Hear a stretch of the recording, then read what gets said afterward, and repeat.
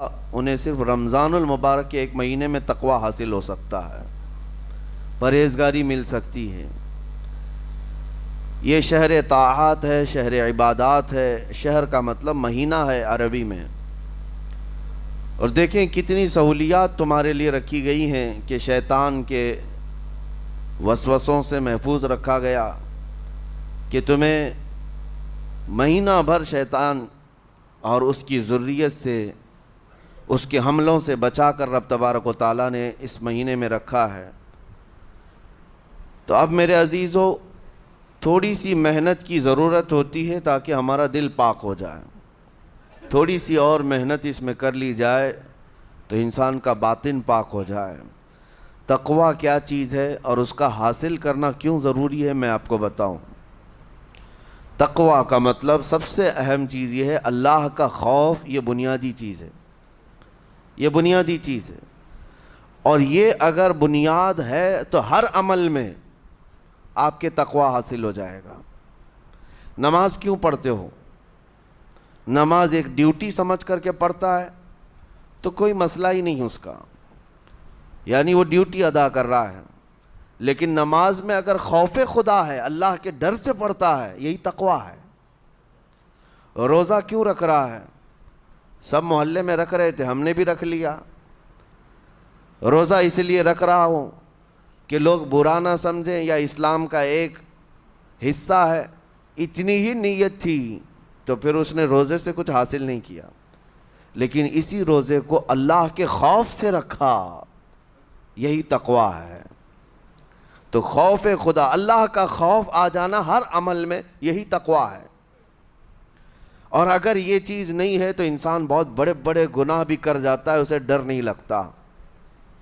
روزہ چھوڑ دیا، اسے کوئی خوف ہی نہیں ہے، بلکہ دھڑلے سے لوگوں کے سامنے کہتا بھی پھر رہا ہو کہ مجھے یہ سب چیزوں میں وشواس نہیں، یقین نہیں ہے۔ یہ باتیں اس زبان سے آتی ہیں جس کے ہاں اللہ کا خوف ہے ہی نہیں، اللہ کا ڈر نہیں۔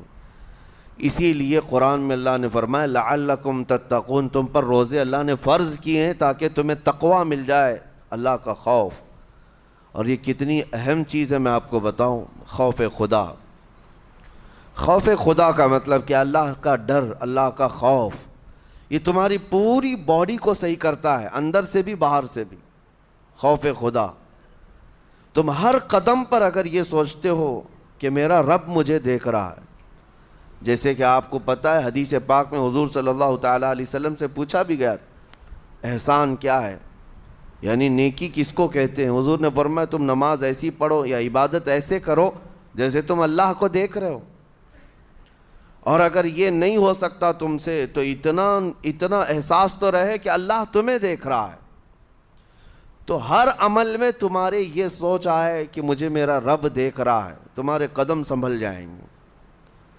آج آپ مسجد میں بیٹھے ہیں، ادب سے بیٹھے ہیں، حالانکہ ایک آدھے گھنٹے کے بعد جسم کو پھیلنے کی حاجت ہونے لگتی ہے، تھوڑا پیر پھیلا لوں، پیٹھ کو ٹیک دے دوں، نہیں کرتے آپ، اس لیے کہ آپ کو احساس ہے کہ امام صاحب دیکھ رہے ہیں، مفتی صاحب دیکھ رہے ہیں، یا پھر مجمع میں لوگ دیکھ رہے ہیں۔ تو یہاں پر ہمارے دیکھنے کے احساس سے آپ کے پیر نہیں پھیلتے ہیں، آپ پھیل کے نہیں بیٹھتے۔ تو ہم میاں نہ سزا دینے والے نہ جزا دینے والے ہیں۔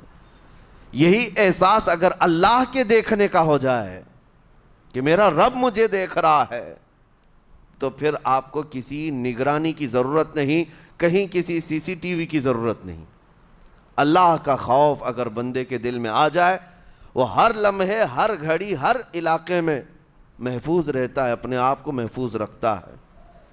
میرے عزیزو، 4 سال کی عمر ہے امام اہل سنت فاضل بریلوی رحمۃ اللہ علیہ، امام محمد رضا خان رحمۃ اللہ علیہ، 4 سال کی عمر میں روزہ رکھ لیا۔ گرمیوں کی شدت تھی، گھرانہ علمی گھرانہ ہے، باپ بھی بڑے عالم دین، دادا بھی بڑے عالم دین ہیں۔ 4 سال کی عمر میں روزہ تو رکھ لیا، اور جب تھوڑی دوپہر ڈھل گئی، اچھوں کی حالت دھوپ کے دنوں میں خراب ہونے لگتی ہے، تو شام ہونے کو قریب تھی کہ ایک کمرے کے اندر دادا محترم نے پوتے کو بند کر دیا اور کچھ پھل فروٹ ساری چیزیں اندر رکھ کر کے دروازہ باہر سے بند کر لیا. کہا بیٹا کھا لینا، میں کسی کو بتاؤں گا نہیں، کسی کو نہیں بولوں گا. 4 سال کی عمر ہے، تمہارا روزہ بھی رہے گا، کھا کر کے تھوڑا پیٹ ہلکا کر لینا. تو یہ دروازہ بند کر کے دادا محترم چلے گئے. کافی دیر کے بعد دروازہ کھلا تو وہ پھل فروٹ ویسے کے ویسے ہیں، بچہ ویسے ہی بیٹھا ہوا ہے. امام احمد رضا رحمۃ اللہ تعالیٰ علیہ، 4 سال کی عمر کی بات کر رہا ہوں. دادا نے آ کر پوچھا بیٹا کھائے نہیں؟ دروازہ بند کر لیا تھا. تو 4 سال کی عمر میں مولانا امام احمد رضا کہنے لگے کھا تو لیتا لیکن ہر گھڑی میرا مولا تو دیکھ رہا ہے، جس کے لیے روزہ رکھا وہ تو دیکھ رہا ہے. یہ ہے تقویٰ، یہ ہے خوف خدا، کہ اگر یہ کسی کے دل میں بیٹھ جائے، اسے لوگوں کو دکھانے کی یا لوگوں کے اسے دیکھنے کی کوئی ضرورت ہی نہیں. میرے عزیزو، تقویٰ حاصل کرنے کا یہ اتنا بہترین راستہ ہے، اتنا بہترین راستہ ہے. آپ روزہ ہیں، کس کو پتہ ہے؟ میں روزہ ہوں، کس کو پتہ ہے؟ یہ راز ہے میرے اور اللہ کے درمیان. آپ روزہ ہیں، یہ راز ہے آپ کے اور اللہ کے درمیان. بہت سارے موقع آپ کے پاس ہیں دن بھر میں، فجر سے لے کر عصر تک. کئی مرتبہ وضو میں جانا پڑتا ہے، باضابطہ آپ کلی کر رہے ہیں، آدھا نگل جاتے، کس کو خبر ہے؟ یا کہیں چھپ کر کے کوئی ہلکی سی چیز چبا لیتے، کس کو خبر ہے؟ اس لیے کہ یہ اندرونی معاملہ ہے، راز ہے. آپ کھا رہے ہیں پی رہے ہیں یا نہیں کھا رہے ہیں نہیں پی رہے ہیں، یہ کوئی دوسرا نہیں کہہ سکتا. آپ کے اور آپ کے اللہ کے درمیان یہ راز ہے. اور آپ بچے ہوئے ہیں، حلق سوکھا ہے شام کے وقت اور پیٹ بھی پیٹ سے لگنے آ جاتی ہے. کام کرنے والے جانتے ہیں کہ شام ہوتے ہی روزے کا اثر کس قدر ظاہر ہوتا ہے. کام کرنے والوں کو زیادہ اثر پڑتا ہے، اے سی میں سونے والوں کو روزہ کہاں پتہ چلتا ہے. لیکن اس وقت بھی وہ نہ پانی کا ایک قطرہ حلق میں ڈالنا چاہتا ہے، نہ کوئی چیز چھپ کر کے چبانا چاہتا ہے. مجھے بتاؤ میرے عزیزو، کیوں اپنے آپ پر یہ تکلیف اور اپنے آپ پر یہ زیادتی کر رہے ہو؟ آپ کو اندازہ ہوتا ہے یہ میں زیادتی نہیں کر رہا، نہ ہی اپنے آپ کو تکلیف میں ڈال رہا ہوں، یہ میرے رب کی رضا ہے، میں اسی پر قائم ہوں. اسی لیے فرمایا گیا کہ جب افطاری کا دسترخوان بچھتا ہے اور پہلے ہی آ کر کے لوگ بیٹھتے ہیں، اور یہ سنت بھی ہے، ایسے نہیں کہ بھاگتے بھاگتے آپ آئے، وقت ہوا کھجور لیے اور کھا گئے. افطاری کے وقت سے تھوڑی دیر پہلے بیٹھ جاؤ. تمہارے دسترخوان پر نعمتیں رکھی ہوئی ہیں، پھل بھی ہیں، میوہ جات بھی ہیں، کچھ کھانے پینے کی چیزیں بھی ہیں، ٹھنڈا شربت بھی ہے. دیکھتے ہوئے بیٹھے ہیں آپ، لیکن ہاتھ نہیں لگاتے ہیں. انتظار ہے وقت کا کہ ادھر سورج کے غروب ہونا ہے اور میری افطار ہونی ہے. اعلان سنتے ہیں، اذان سنتے ہیں، اس کے بعد آپ اٹھاتے ہیں، لیکن اتنی دیر تک آپ خاموش بیٹھے ہیں دسترخوان کے پاس، سارے لوگ دیکھتے رہتے. یہ وہ منظر ہے جس کو فرمایا گیا رب ذوالجلال بھی اپنے بندوں کو دیکھ رہا ہے. رب تبارک و تعالیٰ بھی دیکھ رہا ہے اپنے بندوں کو، اور سارے فرشتوں کو بلا کر میرا مولا اعلان فرماتا ہے یہ میرے بندے ہیں، دیکھو یہ شام کا وقت ہے، ان کے حلق سوکھ چکے ہیں، ان کے پیٹ میں بھوک کی شدت ہے اور ان کے سامنے اچھی نعمتیں پڑی ہوئی ہیں. اے فرشتوں دیکھو میرے ان بندوں میں سے کوئی بھی ان نعمتوں کو ہاتھ نہیں لگاتا، یہ صرف اور صرف میرے لیے بھوکے اور پیاسے ہیں. اور فرشتوں سے اللہ فرماتا ہے تم گواہ ہو جاؤ، ان کی حلق تر ہونے سے پہلے ان کے لیے میں نے جنت لکھ دیا.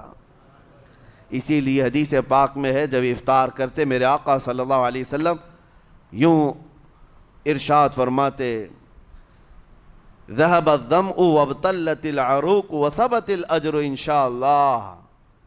پیاس بجھ گئی، رگیں ٹھنڈی ہو گئی اور اجر اللہ کے ہاں پکا ہو گیا. یہ حضور پاک ہر افطار میں عرض کرتے تھے. میں آپ کو یہ عرض کر رہا ہوں کہ یہ چھپی ہوئی چیز، اسی کا نام تقویٰ ہے. آپ صرف اور صرف بچے ہیں اللہ کے خوف سے. اب سنو حدیث پاک، قیامت کے دن حساب و کتاب ہوگا اور جنت میں جانے کا پروانہ کچھ لوگوں کو مل جائے گا اور سب جنت کی طرف جا رہے ہوں گے۔ اس میں بہت سارے لوگ ہیں جو پل صراط پر چل کر کے جنت پہنچیں گے۔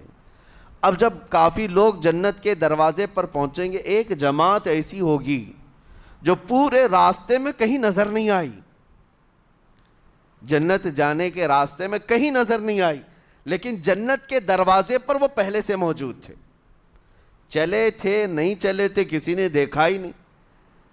دوسرے جنتی ان سے پوچھتے ہیں اس جماعت سے کہ تم یہاں کیسے پہنچے اور یہ انعام کس بات کا ہے تمہارے لیے؟ تو وہ جنتی کہتے ہیں ہمیں روزے داروں کی جماعت میں رکھا گیا، ہمارے روزے اللہ کو پسند آئے، اور آج رب تبارک و تعالیٰ کا حکم ہوا کہ ساری دنیا سے چھپ کر تم میرے لیے روزہ رکھتے تھے، دنیا کو پتہ نہیں تھا تم بھوکے ہو پیاسے ہو، اور اے بندو آج سارے لوگوں کی نظروں سے چھپا کر میں تمہیں جنت پہنچاؤں گا۔ وہ ایک جماعت ایسی ہے جو راستے بھر چلتی ہوئی نظر تو نہیں آئی لیکن جنت میں پہنچ گئی، وہ روزے داروں کی ہے۔ آج یہ تقوی حاصل کرنے کا سب سے بہترین راستہ، اور تقوی کیوں ضروری ہے؟ اب آپ کے روزے سے کچھ حاصل ہوا نہیں ہوا آپ کو دیکھنا بھی ہے، یہ نہیں کہ کیلنڈر کی طرح گنتے جاؤ، 1 ہو گیا، 2 ہو گئے، 3 ہو گئے، ہوتے جائیں گے، یہ دن تو چلتے رہتے ہیں، گنتے گنتے 20 بھی ہو جائیں گے، 25 بھی ہو جائیں گے، 30 بھی ہو جائیں گے۔ روزے گننے کا حکم نہیں، اپنے آپ کو سرچ کرو پھر تھوڑی سی ورزش کرنے کے بعد بندہ ویٹ تول کر کے دیکھتا ہے کم ہوا گھٹا ہے کہ بڑا، ہر دن دیکھتا رہتا ہے۔ ہاں، ورزش کرنے کے بعد پھر ناپ کر کے دیکھتا ہے میرے جسم کا وزن کتنا گھٹا کتنا بڑا۔ ویٹ گین کرنے والے ویٹ لاس کرنے والے دونوں بھی برابر چیک کرتے رہتے ہیں۔ روزہ رکھنے کے بعد تمہیں خود کو بھی چیک کرنا چاہیے کہ میرے اندر اب تبدیلی آئی یا نہیں آئی۔ ایک روزہ رکھا اور پھر رات کو تراویح میں کھڑا ہوا، میرے اندر بدلاؤ کتنا ہے؟ کیا اب اللہ کی آیات قرآن کی سنتا ہوں میرے آنکھوں سے آنسو آ جاتے ہیں؟ اگر آ گئے ہیں تو اس کا مطلب ہے کہ دل نرم ہو گیا، اس روزے نے اثر دکھانا شروع کیا، اور پھر ویسے کا ویسا ہے، تو اس کا مطلب ہے کہ آپ کے روزے سے آپ کو تقوی نہیں مل رہا ہے، آپ کو تقوی نہیں مل رہا۔ خوف خدا جب آتا ہے تو انسان کا دل موم ہو جاتا، نرم ہو جاتا ہے، اور اللہ کے عذابات سے، جہنم کے خوف سے، قبر کی سختیوں سے وہ رو پڑتا ہے، اس کی آنکھیں بہنے لگ جاتی ہیں، اور جب دل سخت ہوتا ہے پتھر کی طرح تو اسے نہ اللہ کی آیتیں رلاتی ہیں نہ آخرت کا تصور اسے ہلاتا ہے۔ اسی لیے قیامت کے دن کے بارے میں آپ کو بتاؤں، نبی پاک صلی اللہ تعالیٰ علیہ وسلم کی امت کی طرف جہنم کی آگ شعلے لپکاتے ہوئے بڑھتی آ رہی ہوگی، بہت تیزی سے، قریب ہے کہ وہ جہنم کی آگ سب کو اپنے لپیٹ میں لے لیں۔ وہاں کھڑے ہوئے بہت سارے لوگ اپنے اپنے اعمال کا صدقہ پیش کرنے لگے، حاجی اپنے حج پیش کر رہے ہیں، نمازی اپنے نماز، روزے دار اپنے روزے، کہ اے جہنم ہماری یہ نیکیوں کا صدقہ رک جا۔ جہنم کی آگ بڑھتی چلی آئی، بڑھ رہی تھی۔ جبرائیل امین علیہ الصلاۃ والتسلیم حاضر ہوتے ہیں بارگاہ مصطفیٰ صلی اللہ علیہ وسلم میں، ایک پانی کا پیالہ انہوں نے پیش کیا اور کہا یا رسول اللہ صلی اللہ علیہ وسلم یہ پانی آپ اس آگ پر چھڑک دیں۔ نبی پاک صلی اللہ تعالیٰ علیہ وسلم نے وہ پانی اس آگ کی طرف پھینکا تو آگ دور چلی گئی، جو جہنم کی آگ اچانک بجھ گئی، کافی دور چلی گئی جو امت کی طرف لپک رہی تھی۔ رسول رحمت صلی اللہ تعالیٰ علیہ وسلم نے پوچھا جبرائیل سے یہ اتنا اثردار پانی ہے کون سا؟ یہ جبرائیل امین عرض کرتے ہیں یا رسول اللہ یہ آپ کے ان امتیوں کے آنسوؤں کا پانی ہے جو رات کھڑے ہو کر اپنے رب کے خوف سے رویا کرتے تھے، وہ اللہ کے خوف سے تھر تھراتے تھے، ڈر کر کے ان کے آنکھوں سے جو آنسو آتے۔ جبرائیل امین کہتے ہیں میں نے وہ آنسو جمع کر رکھے تھے اور وہ آج میں نے آپ کے سامنے پیش کیا۔ ایک آنسو کا قطرہ جہنم کی آگ بجھانے کے لیے کافی ہے۔ موتی سمجھ کے شان کریمی نے چن لیے قطرے جو گرے تھے عرق انفعال کے۔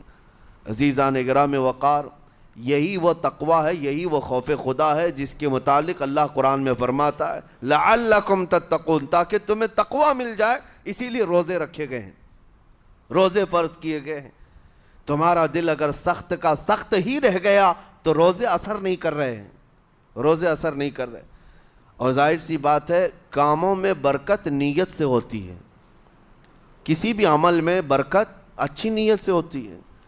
اگر کوئی روزہ اس لیے رکھ رہا ہے، جیسے بہت سارے فائدے گنائے جاتے ہیں نا، روزہ رکھنے سے کینسر نہیں ہوتا، روزہ رکھنے سے جسم کے فاسد مادے ختم ہو جاتے ہیں، نکل جاتے ہیں، ڈاکٹرز بھی مشورہ دیتے ہیں مہینے میں ایک مرتبہ، ہفتے میں ایک مرتبہ باڈی کو فری چھوڑنا چاہیے۔ تو یہ تو جسمانی فائدے تو رکھے گئے ہیں، لیکن اگر تم روزہ اس نیت سے رکھ رہے ہو کہ میری باڈی صحیح ہوتی رہے، تو گویا کہ تم تو اپنی دنیاوی غرض سے روزہ رکھ رہے تھے۔ یہ فائدے تو ملنا ہی ملنا ہے، یہ فائدے یوں بھی ملیں گے اللہ تعالیٰ کی طرف سے آپ کو، لیکن نیت وہ نہیں۔ روزہ رکھنے کی نیت یہ ہو کہ میرا رب مجھ سے راضی ہو جائے اور مجھے رب تبارک و تعالیٰ کا خوف اور تقوی حاصل ہو جائے۔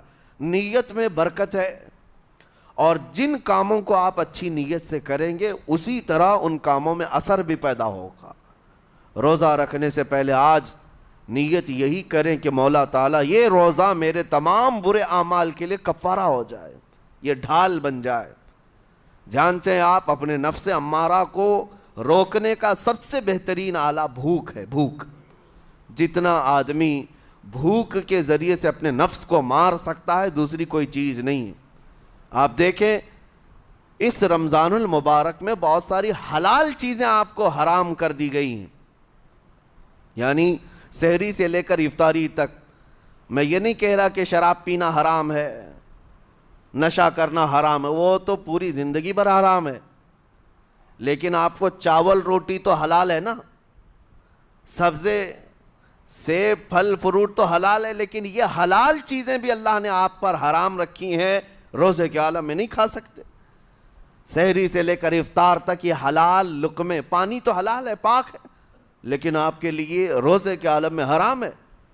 اسی طرح شادی شدہ مرد اپنی عورت کے ساتھ زندگی بھر کبھی بھی جمع کر سکتا ہے، رات میں سو سکتا ہے، لیکن حالت روزہ میں وہ حلال کام بھی حرام ہے، حلال کام بھی حرام ہے۔ اپنی عورت سے جمع کرنا حالت روزہ میں کیوں روکا گیا؟ کھانا پینا بھی حلال تھا، عورتوں کے ساتھ شباشی بھی حلال تھی، لیکن روزے کے عالم میں ان حلال چیزوں کو روکا گیا۔ تو آپ سوچ سکتے ہیں اس چیز کو، سوچ سکتے وجہ یہ ہے کہ حلال چیزوں سے آپ کو روک کر بڑے حرام چیزوں سے بچانا مقصود ہے۔ آج اگر اپنے آپ میں اتنا کنٹرول کر لے جاؤ کہ چند حلال چیزوں سے دن بھر بچ سکتے ہو، انشاءاللہ رمضان کے بعد بڑی حرام چیزوں سے بھی اللہ آپ کو محفوظ رکھے گا۔ میرے عزیزو، برا ہے ان لوگوں کا جن کو میرے آقا صلی اللہ تعالیٰ علیہ وسلم نے دعائے ہلاکت فرمائی۔ اس سے بدنصیب کوئی ہو سکتا ہے؟ جن کے لیے رسول رحمت صلی اللہ تعالیٰ علیہ وسلم کی دعائے ہلاکت ہوئی ہو۔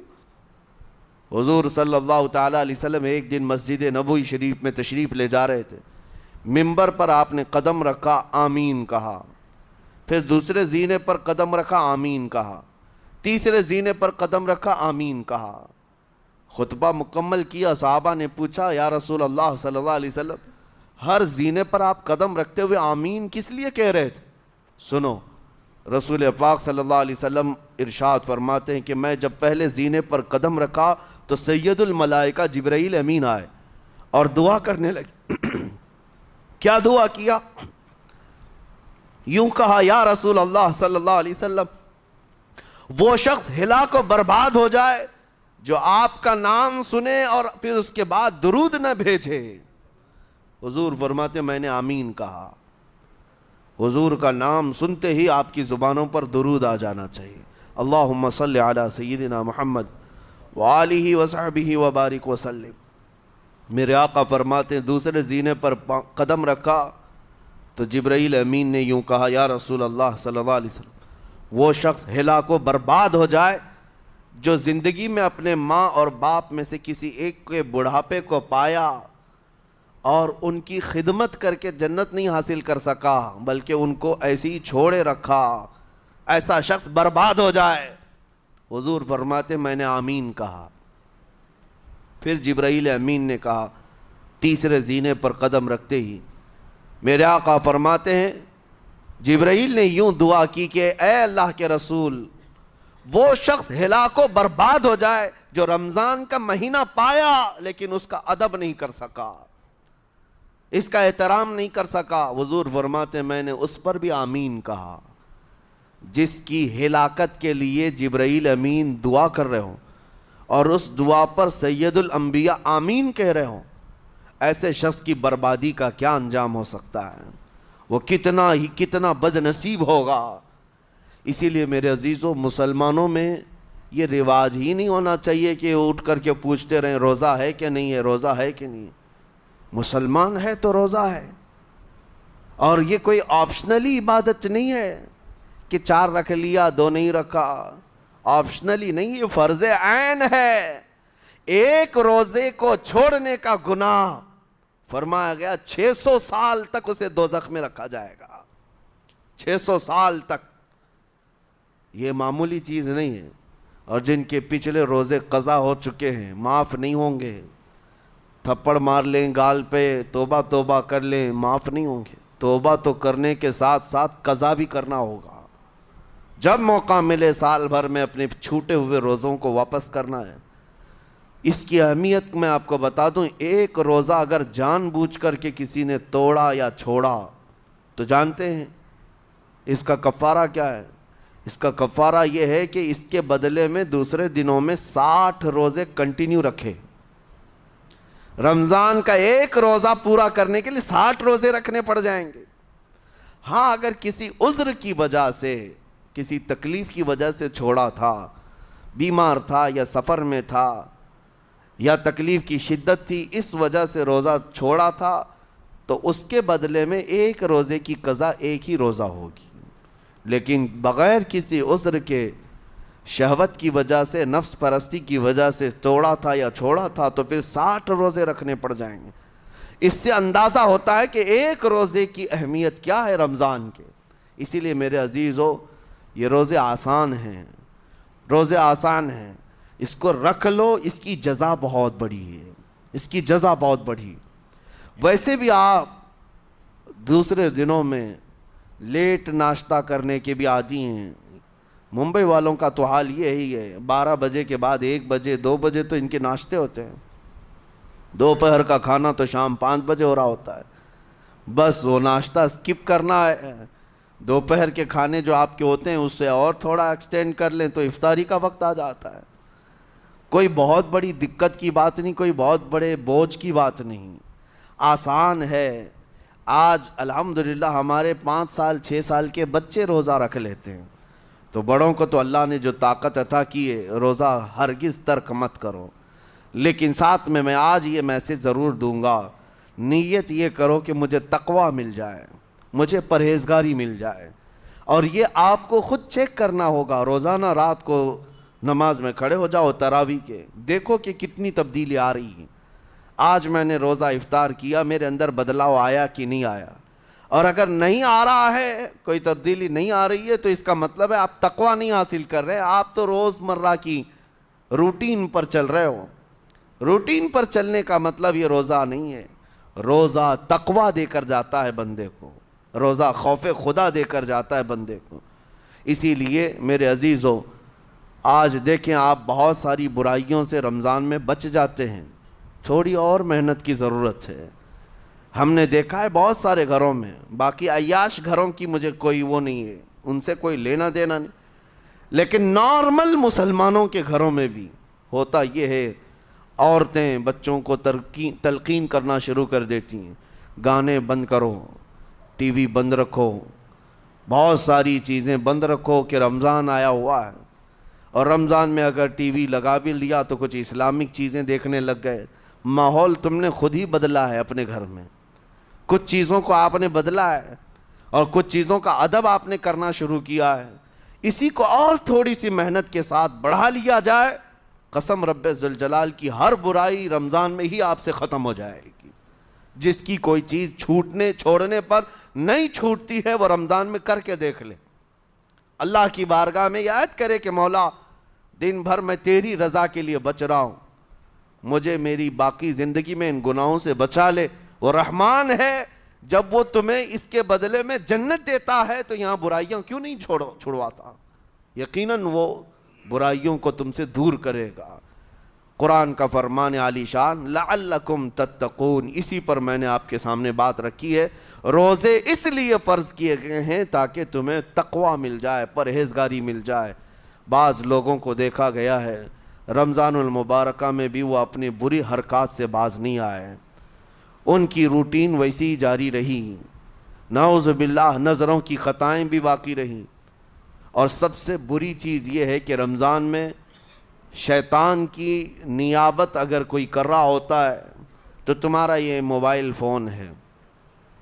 اکثر لوگ یہ سمجھتے ہیں کہ اس موبائل فون کو ہم استعمال کرتے ہیں تاکہ ٹائم پاس ہو جائے، روزہ کا وقت قریب آ جائے۔ اس ٹائم پاس کے چکر میں تم کیا کیا دیکھتے رہ جاتے ہو اور کہاں تک یہ چیزیں پہنچاتی ہیں تمہیں اندازہ بھی نہیں ہوتا، احساس بھی نہیں ہوتا، تو تمہاری رہی صحیح عبادت کو بھی یہ ہضم کر جاتا ہے، کھا جاتا ہے۔ اس کے استعمال پر اگر کنٹرول ہے تو خوب استعمال کرو، لیکن کنٹرول نہیں ہے تو اے نوجوانوں اس کا بھی روزہ رکھو، اس انٹرنیٹ کی بلاؤں سے محفوظ ہو جاؤ۔ اس لیے کہ بہتوں کو میں نے دیکھا ہے ان کے دن بھر اور رات بھر رمضان میں سوشل نیٹ ورکس پر مصروفیت ویسی کی ویسی ہے جیسے دوسرے دنوں میں تھی۔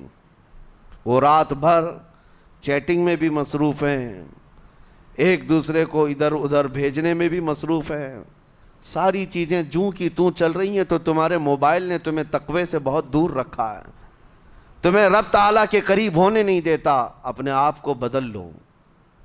ظاہر سی بات ہے یہ سخت چیز ہے، اگر کوشش کرو گے تو بچ جاؤ گے، اور تقوی اتنی آسانی سے تو نہیں ملتا۔ اپنے آپ کو سٹرگل کرو، انشاءاللہ العزیز دل پاک ہو جائے گا، پھر آپ کو اپنی زندگی کے اندر جو اجالے نظر آئیں گے وہ خود آپ محسوس کریں گے، آپ محسوس کریں گے۔ گناہوں کے اندھیروں نے دل پر ایسی کالک رکھی ہے کہ آپ کو کچھ بھی یہاں پر سمجھ میں نہیں آتا، ورنہ نمازوں کا لطف ایسا ہے، قرآن کا مزہ ایسا ہے، جسے یہ لگ جائے دنیا کی کوئی نعمت اس کے سامنے ہیچ نظر آتی ہے، کوئی چیز اسے اچھی نہیں لگتی، لیکن کب؟ جب اسے تقوی کا اجالا حاصل ہو جائے۔ میرے عزیزو، اللہ کریم کی بارگاہ میں دعا گو ہوں، مولا قدیر و جبار ہم سب کو تقوی و پرہیزگاری عطا فرمائے، اور ہم سب کے روزوں سے اللہ تعالی ہمیں پرہیزگاری عطا فرمائے۔ ان روزوں کے انوار اور برکات اور رمضان کے احترام کی ہمیں توفیق عطا فرمائے۔ مولا کریم تیری خشیت سے اور تیرے خوف سے آنکھیں جو بھیگتی ہیں ان آنکھوں میں ہمارا شمار فرما دے، تیرے یاد میں رونے والے بندوں میں ہم سب کو شامل فرما۔ وصلی اللہ تعالی علی خیر خلقی محمد وآلہ واصحابہ اجمعین، وآخر دعوانا ان الحمد للہ رب العالمین۔ السلام علیکم۔